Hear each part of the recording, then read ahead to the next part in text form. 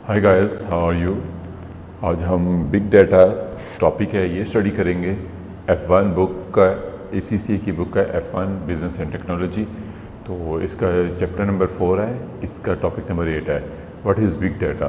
तो big data क्या है? ये डाटा की कलेक्शन है एक जगह के ऊपर जो कि बहुत ज़्यादा मकदार के अंदर है, जिसको पुराने तरीक़ों के ज़रिए आप स्टोर नहीं कर सकते। उसको पुराने जो आपके पास मेथड से डेटाबेसिस है ट्रेडिशनल, उसमें स्टोर करना बहुत मुश्किल है, ठीक है। और इसी तरह उसको जो पुरानी डाटा प्रोसेसिंग एप्लीकेशन थी उसमें स्टोर करना भी, उसके ज़रिए इसके ऊपर वर्किंग करना भी टफ होता है। तो बिग डाटा जो है आपके पास फाइनेंशियल इंफॉर्मेशन से कहीं ज़्यादा है, ठीक है ना। इसमें ऑर्गेनाइजेशन का डाटा होता है, इंटरनल एक्सटर्नल, स्ट्रक्चर्ड अनस्ट्रक्चर्ड, सारा का सारा डाटा जो कि इसके अंदर होता है। उसकी एग्जांपल्स हैं कि डाटा कहाँ कहाँ से आपके पास आता है। आपके पास सोशल नेटवर्किंग होती है, उसकी जो ट्रैफिक होती है, इस तरह वेब पेजेस होते हैं, आपके पास वेब सर्वर्स लॉग्स होते हैं, उसके बाद बैंकिंग की ट्रांजैक्शन है, आपकी चिट चैट है, आपके ऑडियो कंटेंट्स है, आपका वीडियो कंटेंट है, जो भी आप फेसबुक या आप यूट्यूब या कोई भी सोशल वेबसाइट है उसके ऊपर डालते हो, वो सारा का सारा बिग डाटा के अंदर जाता है। इस तरह जो कंटेंट की हिस्ट्री है,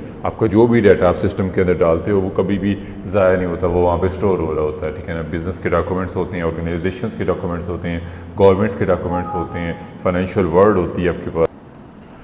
लाइक आपके पास स्टॉक मार्केट है, पाकिस्तानी स्टॉक एक्सचेंज आपके पास है, फॉरेक्स मार्केट है, आपके पास स्वैप मार्केट्स होती हैं, डिफरेंट तरह की मार्केट्स हैं, उस पर ट्रिलियंस के हिसाब से डेली ट्रांजैक्शन हो रही होती है, वो सारी की सारी स्टोर हो रही होती है बिग डाटा के अंदर। तो ये इलेक्ट्रॉनिकली स्टोर होती है और ये बहुत यूज़फुल होती है आपके लिए जब आप इसके ऊपर काम करते हो। नेक्स्ट पॉइंट आपके पास है डाटा स्टोर इलेक्ट्रॉनिकली। तो पहले क्या होता था, डाटा जो था आप स्ट्रक्चर डाटा उठाते थे, जो अनस्ट्रक्चर को पहले स्ट्रक्चर के अंदर कन्वर्ट करते थे, अनस्ट्रक्चर को आप डिस्पोज ऑफ कर देते थे, स्ट्रक्चर डाटा को आप अपने पास डिफरेंट सोर्सेज के ज़रिए कलेक्ट करने के बाद आप उसके अपने पास स्टोर कर लेते थे अपने डाटाबेस के अंदर, अपने डाटा वेयर हाउस के अंदर।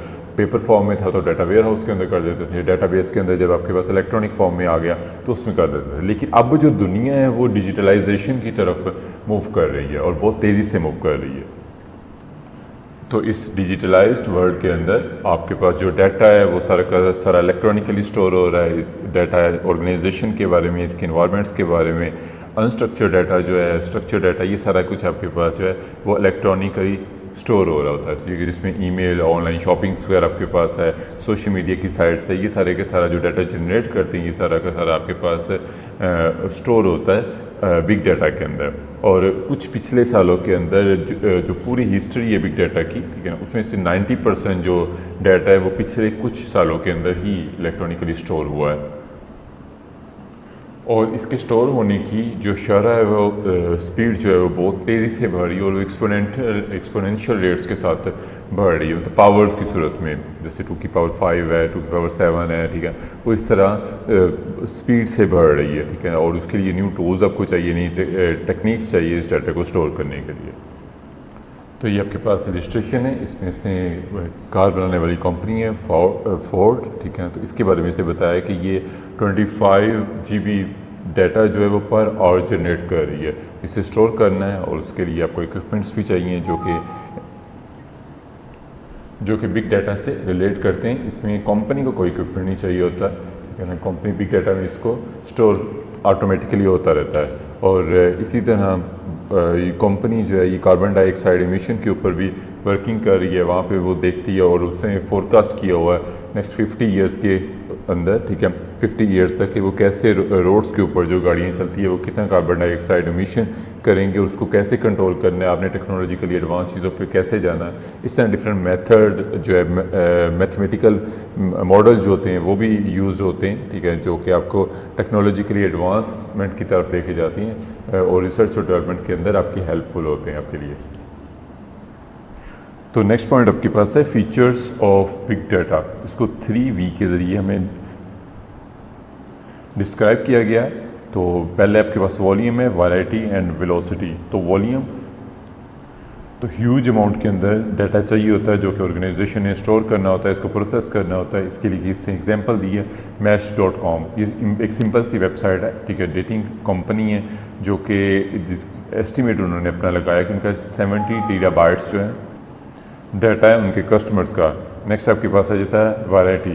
तो डिफरेंट वैरायटी से आपके पास डाटा आता है। एक ही वेबसाइट है, वो डिफरेंट तरीके से ब्राउज़र से आपकी सर्च हिस्ट्री से डाटा ले रही होती है, आपकी हैबिट्स को चेक करती है, उसके मुताबिक वो कस्टमर को रिकमेंड करती है, उसके मुताबिक वो चेक करती है कि कस्टमर्स की क्या लाइकिंग है, क्या डिसलाइकिंग है, उसके हिसाब से वो रिकमेंडेशंस भेजती है कंपनी। नेक्स्ट आपके पास आ जाता है वेलोसिटी। तो डाटा जो है वो रेगुलरिटी से चेंज हो रहा होता है, उसमें न्यू कस्टमर्स आ रहे होते हैं, एग्जिस्टिंग कस्टमर जो अपनी नीड्स और वांट्स को चेंज कर रहे होते हैं, जो उनके पार्टनर्स के बारे में होती हैं, और कंटिन्यूसली ये चीज़ें चेंज होती रहती हैं और कंपनी ने इस चीज़ को इंश्योर करना होता है कि वो इसको डील कर सके according to customers new requirements. एक और भी जो कि ऑर्गेनाइजेशन जो है वो इसमें ऐड करती हैं बिग डाटा के अंदर, और इसके फीचर्स के अंदर वो आपके पास है वेरासिटी, मतलब आपके पास है ट्रूथफुलनेस, कि जो कस्टमर जो है वो डाटा आपको प्रोवाइड कर रहा है, वो या आपका क्लाइंट जो है वो जो डाटा आपको प्रोवाइड कर रहा है वो कितना एक्यूरेट है। तो ऑर्गेनाइजेशन ने डाटा जो कलेक्ट करना होता है वो अनबायस्ड तरीके से भी उसको चेक करना होता है कि उसकी बाइंग हैबिट से कुछ पता चल जाता है, कुछ उसके पास्ट रिकॉर्ड से पता चल जाता है, कुछ उसकी हिस्ट्री से पता चल जाता है, कुछ उसकी